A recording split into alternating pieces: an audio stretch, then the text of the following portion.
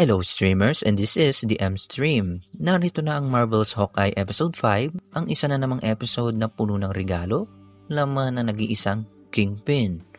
Samahan niyo ako na balikan ang ilan sa mga detalye na hindi niyo napansin.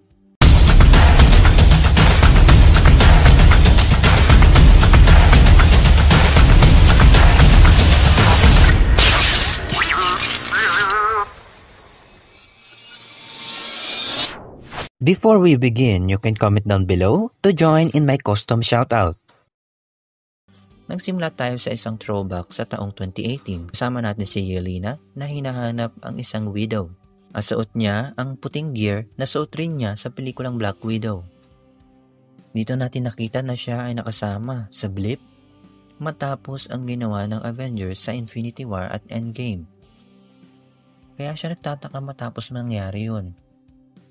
Dito rin nakipagkita si Yelena kay Kate sa dati niyang pinaglalagian.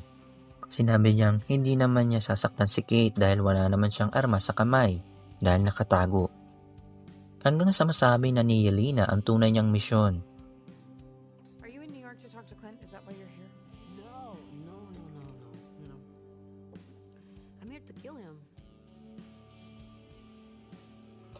At ang pakay ni Yelena kay Kate ay kung nasaan si Clint. Pumunta naman si Clint kay Grills. At sinabi ni Grills na tapos na ang costume na pinagawa ni Kate para sa kanila.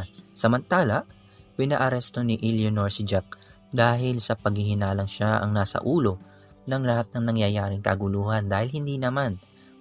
Ang kita rin natin dito, ang isang Avengers Memorial. Ito rin yung lugar kung saan sila unang beses nabuo. Pinapunta ni Clint si Maya sa isang paradahan. Doon sila nagharap at doon niya binulgar na siya ang Ronin at siya ang pumatay sa kanyang ama. At inutos ito ng kanilang boss, or should I say, utos ni Kingpin. Utos ng tito niya. At doon na rin naghinala si Maya kay Kazi.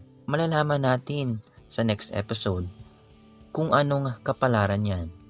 Sinundan naman ni Yelena si Eleanor at tinext ni Yelena si Kate na alam na niya kung sino ang nagbigay sa kanya ng trabaho.